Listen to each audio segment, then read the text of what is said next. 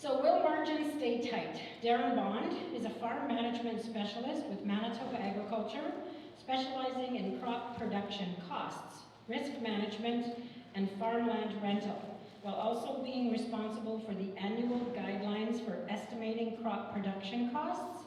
He believes every agronomic production decision made on the farm must also consider the economic costs and benefits in order to make the best decision possible.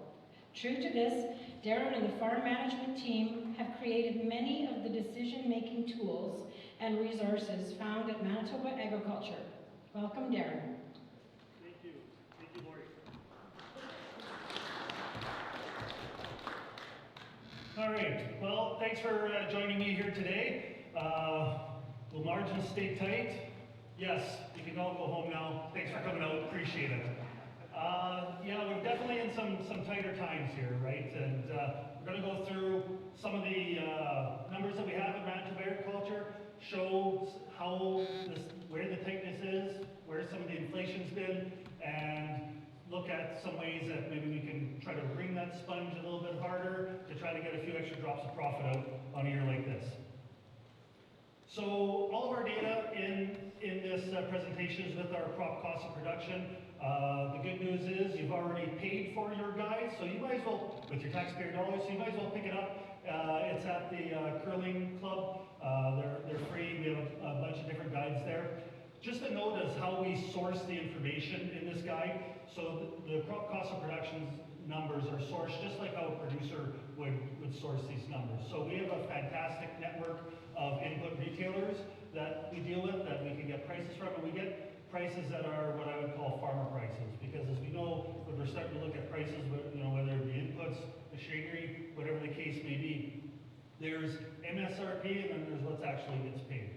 So we use the what the farmer actually pays for that. So we use what we think is an average farm in Manitoba. We also have fixed costs in there. Fixed costs are highly variable amongst farms in Manitoba, or just all over the world. Fixed costs in our guide is equipment and land.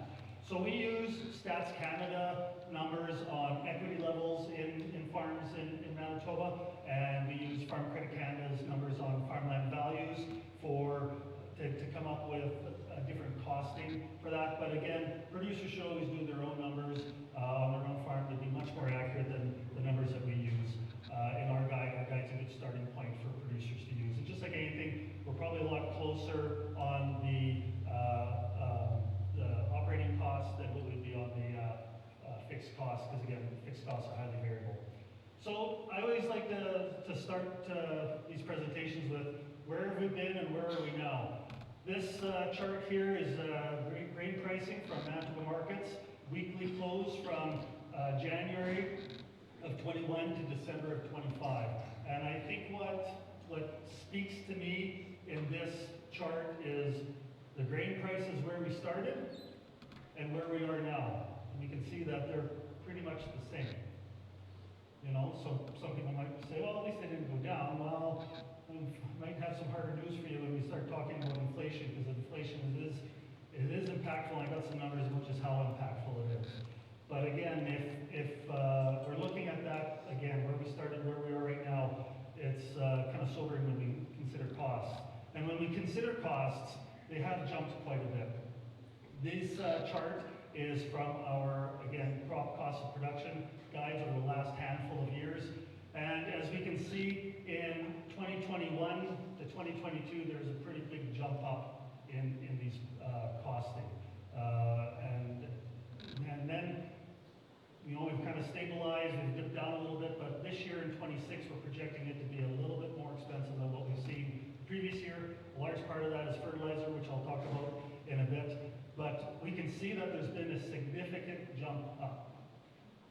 So let's dive into some of these costing line items and just see how much of a jump up we've seen over the last 5 years. Every 2 years, our department does a farm machinery guide and custom rental rate guide. We just completed our new guide this December. Again, those guides are at the Curling Club. Please pick one up. I know they're in pretty hot demand and everybody's walking away with them. So looking at the last 3 guides, so this is 6 years, but the last 3 guides, we can see some of the jumps in these the prices from purchase price and rental rates being around 50% jump. Now the rental rate, I like to think of that as the cost of operating equipment. So, you know, it's a good metric, if you will. But then we can see on the purchase price. The sprayer jumped up a little bit more. A lot of that has to do with the field efficiency. Sprayers spend more time idling, cleaning out, you know, driving, not as much time actually spraying as, say, like what a combine would be doing for combining. But again, we can see some pretty significant jumps there. And it's not only limited to the cost of equipment, it's also on the parts. So I farm in the South Interlake area, and in fall of 2020, we have a Cat Challenger tractor. We're looking at replacing the tracks. In fall 2020, that price was $10,500 per track, and you know, skip ahead in this the other price, 21 grand. That's for pricing in summer of 2025. When I saw that 21 grand, I said to my son, I was like, oh, you know, the price of tracks hasn't gone up. That's what we paid for our tracks. And he's like, Dad, that's for 1 track. Need 2. A doubling, 100% increase in the price. Now, maybe this might be a bit of an extreme example, but you know what? It still has to be paid, and that's the catch with that. It's not limited to equipment or parts. We also seen it with land value. So data behind me is Farm Credit Canada's Farmland Value Report and the annual appreciation for Manitoba. And we can see again in the last 5 years that appreciation has been about 50%. So we're kind of seeing a common reoccurring theme with some of these numbers here. Fertilizer. Let's take a look at fertilizer over that same 5 years. Again, when we look at that, we had that big jump up in costing, and we got nitrogen and phos on the screen here. Nitrogen was around 50%, but phos really took a big jump up, 92%.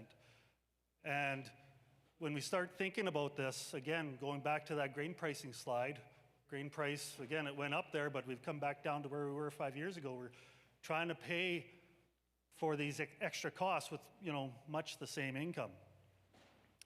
Bank of Canada has said in this 5-year period, according to their inflation calculator, inflation has been about 20%. When we look at our cost of production at 5 years, which includes all of those things that we've shown before, we're in around that 50%.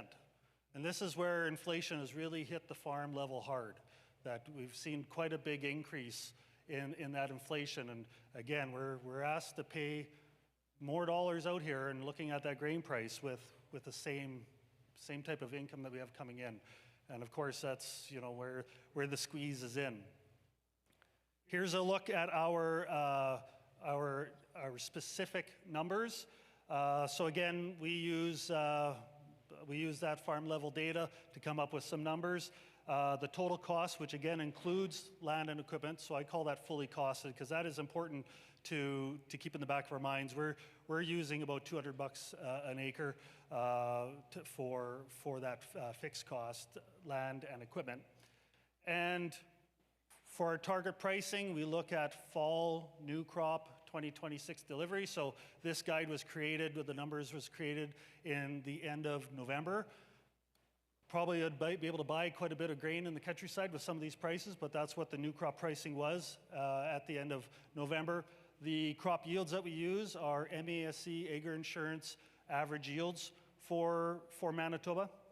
And we can see right at the bottom line, soybeans is barely above, and a lot of the crops show brackets. Again, to keep in mind that this is fully costed, so producers that might be a little bit further along in their career, maybe, you know, closer to retirement than starting, from a cash perspective on their fixed costs, you know, it won't be, we're about $200 an acre, won't be quite that high for some of them.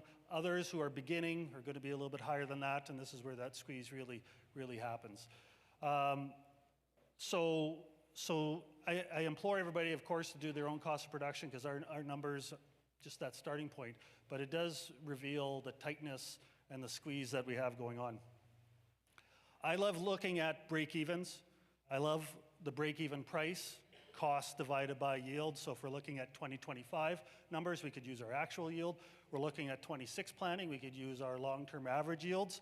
And I love it because it signifies marketing opportunities. If we have, at this time of year, we're planting 26 acres, we have some swing acres available that, you know, we might throw it into different crops, allows us to analyze that. It also shows what our likelihood of reaching some of those prices. Maybe I'll pick on poor wheat there at nearly $9, and new crop pricing, I think with Ag Days there's some specials on depending on where you go, around $7.50 is prices, some of the prices I saw yesterday for new crop wheat. So we can see whether we're pretty underwater with that one. But some of the other crops we get a little bit closer to. So that number is just, I love it because it allows you to take some of the stress out of the decision making and know where you are. The other thing is that these markets, well, surprise no one, they pop pretty quick, right? All we need to read is, you know, geopolitical events. Someone says something and all of a sudden we're rallying up, rallying down. Just think of the American-Chinese soybean deal, that trade deal that happened late last fall. And, you know, we saw those prices just ramp up and then we've seen them kind of come back down. So there is, I believe, opportunity to make some profit here, but we got to make decisions a lot quicker than maybe what we're used to. And if we know this number, we can make that quick decision about, okay, you know, if you know, wheat's a certain price, we feel we can make money off that, we can make that decision pretty quick because those market specials don't seem to last very long. Tons fill up very quick. Break-even yield is cost divided by price. Again, I think it gives us an idea of, you know, how close we are to reality and being able to turn a profit. And also it shows how we have to protect that yield and how some of these yields are getting to be pretty big that we need to be able to pull out just to be able to break even. Let's talk a little bit about fertilizer. Our department does a fertilizer survey twice a year. We do it in October, mid-October, and mid-April. The October fertilizer survey is for the following year. The April survey price is for that year. So generally speaking, the October price is a little bit cheaper, just time value of money and storage and the like. Every now and then there's inversions. There's an inversion here on this one in 23, 2008 there was another inversion. But generally speaking, we're a little bit cheaper in the fall. This one is nitrogen urea. The chart I really like is the line chart though, the affordability of fertilizer. Essentially what we're looking at is how many bushels of grain does it take to buy 1 ton of urea in this example. And on the red line, the top line is wheat, bottom line blue is canola. The dotted line is the average. If we're above the dotted line, that means it's expensive. As we can see here, urea is expensive. That's something that I think how we manage our fertilizer, and I got some slides on that, is going to be crucial if we're, again, trying to wring out those last drops of profit in our operation. Phos is the uglier one though. Phos is very expensive. I don't think that's a surprise to anyone, but phos is very expensive. When we look at that affordability line chart, it's really expensive for, how many bushels of grain it takes to purchase that 1 ton of phos. That's something that, you know, fertilizer is something that I'm a little nervous that some people will just go in with blind cuts. I think there's better ways to manage our fertilizer initially, but that fertilizer is just so expensive. To be able to manage it effectively might be the difference between profitability and lack of profitability on a year like this. I joke, if you can give me 15 minutes here and I can maybe save you 15% or more on your fertilizer bill, we'll go through some things. So what's 15%? Well, you know, it depends on what crop we're talking about. 15, 20, 30 bucks an acre for the crops that use some amounts of fertilizer. That might be the difference, that might be the profit on a year like this, right? And it's these little things that if we could just get a little bit better on a bunch of these small little things, they tend to add up and we can wring out a little bit extra profitability. I'm gonna take 120 pounds of N, 40 of phos, 10 of potash, 5 of sulfur as a standard blend. That'd be like a cereal blend. It could be a canola blend if you drop the potash up the sulfur, but it gives us an idea of what we can do and the impacts using for our fertilizer. For our fertilizer, we often look at it through an environmental lens. We're gonna look at this through a profitability lens, and I think that's pretty important with how expensive that fertilizer is. You know, we'll start with the rate. You know, just what's in the soil bank, right? These are soil tests from our farm. The number I want to point at on the high end reserve, N is like just over 100 pounds, and on the low end, 12 pounds. That shows how much range we have. Admittedly, the high end, that was after 2021, so it was the spring of 22, so poor yields, more left in the soil.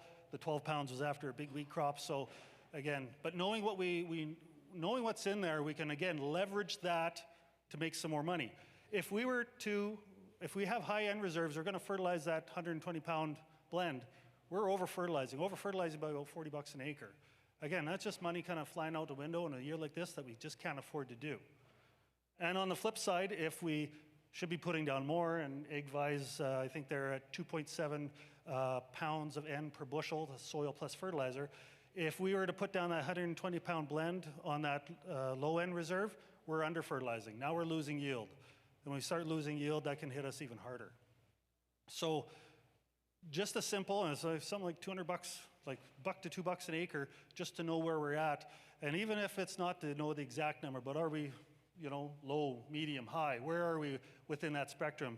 To understand that, I think that's crucial. Sourcing. Now, producers have a hard time switching between sources. So again, if it's liquid, urea, or anhydrous, it's difficult to do that. But those who can pick between sources do have a competitive advantage. And case in point is urea versus anhydrous this fall, about a 15% difference, about 10 cents a pound. On our farm, we switched, we added an anhydrous kit onto our drill. We have a Deer disc drill. We could do one pass, and we put down all the groceries in one pass. Just this little change on our farm was like $30,000 just to be able to get out of the higher priced end into the lower priced end. And you know what, all things being equal, we're fertilizing at the same rate, the crop's going to be the same, all things being equal. It's just that little change. And again, these little ticks here and there can be what, again, brings us to profitability. So again, we're looking at these different prices. We can see the impact of the bottom line. My goal with this is to challenge you to look at this stuff. And I get lots of feedback. I've given this presentation for quite a few years now about 4R and profitability. And some are like, well, you know what, let's take liquid. Liquid is the highest cost source of N, and it has been like that for a while, but maybe there's some efficiencies on your farm that you gain out of it for using it, and that's fine. That's fine. That's not, my point here is not to say this is better than that, but it's to objectively look at the farm, put numbers to making decisions on those farms, and then you can say, hey, you know what we're doing right now, even though we're using a higher source of N, or higher price N, is worth it because we gain these other things. Great. Perfect. That's just exactly what I'm wanting to accomplish here. But again, if we don't start sharpening this pencil and looking at these types of things, we could just start giving away some of that profit, and it's not going to take very long in years like this. We just can't afford to give away that profit. Placements is a big one, and we're going to time that a little bit with timing as well. If we look at, all things being equal, if we're going to do a fall broadcast, we're using urea in this example. If we're going to do a fall broadcast, we usually got to bump up that N rate by about 20% just to account for the loss. And essentially loss is, pretty straightforward. The closer you can apply the fertilizer to when the plant needs it in the spring and the summer, the less time it spends subject to the environment, the less environmental loss you have, the more that goes to the plant. Pretty straightforward. And again, that's all things being equal. If we're going to broadcast that N in fall, we need a little bit more. But if we're going to broadcast our phos and potash, we need to double it. It's the feed the soil, feed the crop issue here. And with phos being so expensive, that's the challenge. And I know a lot of producers, when they get the soil test, and if they're looking at broadcasting their phos, for example, it's a lot of times their soil test comes back as a ban, so it'll come back as a 40-pound suggested application. But because they broadcast it, they still broadcast at 40 because 80 pounds is just so insanely expensive. In essence, you're broadcasting the equivalent of 20 pounds of banded phos. That's the challenge. Now, maybe 1 year, maybe 2 years, that might be okay. But in our neck of the woods, especially if you're doing a late fall ban with phos, the snow comes and the water all flows off in spring, and we're right by Lake Manitoba, and there's greater chance of that environmental loss. And we should all be concerned about environmental loss, but that environmental loss means economic loss as well. We can also then switch to a spring ban, take kind of the most efficient. We're going to spring ban. We can actually cut our N rate by about 20% without negatively affecting crop yield because we want to maintain those crop yields. And we can see here the pricing differences between the two, and it's almost $100 an acre between kind of the worst and the best. So again, I challenge you to look at it that way and looking at trying to save that 15% here and there. Just a little example in our area. So in 2025 in our area, we're seeding, everybody's running along tickety-boo. Most crops got seeded, save for the canola for the most part. And then I think it was May 17th or so, we got, I think it was about 1.4 inches of rain, and that kind of stopped everybody for, 5 days or so. And then we got going again. So on our farm, we got going again on the canola. And then the next rain wasn't until first week of August. It was a long stretch. And speaking to producers who broadcast on their fertilizer on their canola, especially and even they used urease inhibitors, which is a nice insurance product, but it buys you about 7 to 12 days of insurance coverage, if you will. A lot of them were very disappointed with the yields because they felt that a lot of that nitrogen was lost just because it was hot, dry, windy afterwards, and that there was a lot of loss. Producers that seeded before that and broadcast, again, Mother Nature kind of provided that benefit to put that into the root zone and kind of safely put it in. There was a lot of gain from that, but again, it's Mother Nature as a business partner, and I've said it many times, Mother Nature is a fickle business partner, so we have to be careful about putting our chances of profitability solely on weather's shoulders, so we have to be aware of that. Last time is timing, generally speaking. We look at spending a little bit less in spring to get the same fertilizer efficiency just because we have less loss. Now, the kind of the neat thing is our department has a 4R fertilizer efficiency calculator. We can actually put dollar signs to all these decisions. So take that placement. I'll just go back a slide. Take the timing. What's better? Is it better to put down, say, anhydrous in fall or urea in spring? Using our calculator here, we can actually put dollars to those decisions and say, okay, if anhydrous is worth a certain amount or less, it's much better to throw down even more anhydrous versus looking at, say, the cost of fertilizer. And we can run different scenarios here that in the calculator that's specific to everybody's farm and go and, again, put numbers to these decisions that we have to make. So that's actually it for me for my little presentation here. But I want to leave a little bit of time we have 6 minutes for questions, comments, hatred, anything that you want to throw my way. I can take anything. It's definitely a challenging year, and it's something that, hey, again, with management and putting pencils and numbers to decisions, I think it's really worthwhile. So is there any questions anybody might have? Comments? Challenge? It's okay. Yep. Yeah, when you're doing cost of production, do you have any tips on how to get that, especially on like machinery costs for crop specific? So the question is tips on machinery for crop specific. So MMP uses labor power machinery, and you might talk a little bit about that. Whichever way you use it, it's good. So how we do it in our guide is we look at machinery costs. So a lot of people ask, how do I figure out machinery costs? One easy way is to take your machinery payments, right? Don't forget about depreciation. Not what the accountant says is depreciation, but real world depreciation. One could argue that the last handful of years, maybe up until last year, depreciation of equipment wasn't that much because we've seen that run up, so that supported equipment values. But all things being equal, things are worth less today than what they were a year ago.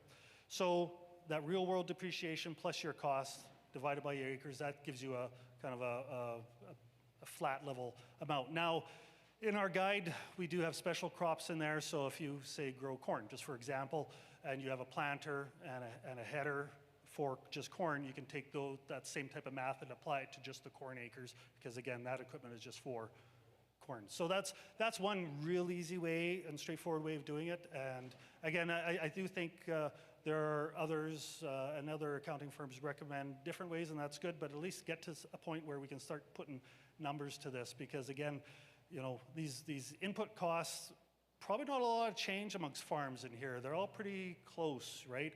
But that equipment, that land, it's highly variable across farms. Maybe I'll even extend your question out to land. I get a lot of questions on, so how do I do the same thing but with land? So you can take your land payments, and then I take your rental payments, and then you can spread it across that and get an idea of where you're at with that. So that's kind of a cash kind of perspective of costing. There's a lot of other different methods to do it, but at least it starts in the game of thinking about that, and then you can go down the road seeing if there's a better way to do it for your farm, but at least that gets you started and start putting numbers to this. So, yeah.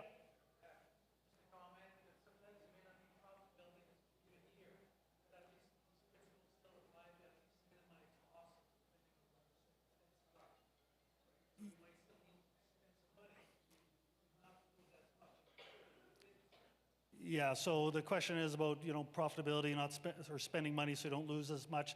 And I'm a big believer, again, attaching dollar signs to every decision that's made on the farm, cost-benefit analysis. The cost is very easy to determine whenever we invest in something. That's the easiest thing. It's what's the benefit? Putting a dollar sign to the benefit. That could be very difficult, especially if we're saying, oh, we'll have less downtime on a newer piece of equipment. Are you suffering from crop loss or quality loss or whatever from that? So it gets to be tough to determine that. But definitely, when we're looking at that cost benefit comes into it. The other thing is that the last handful of years we've been used to selling for profit. Now the challenge is, okay, if we're starting to sell for a loss, it's about minimizing that loss. It's a little bit different mindset. And how many people have full bins of wheat on the farm right now?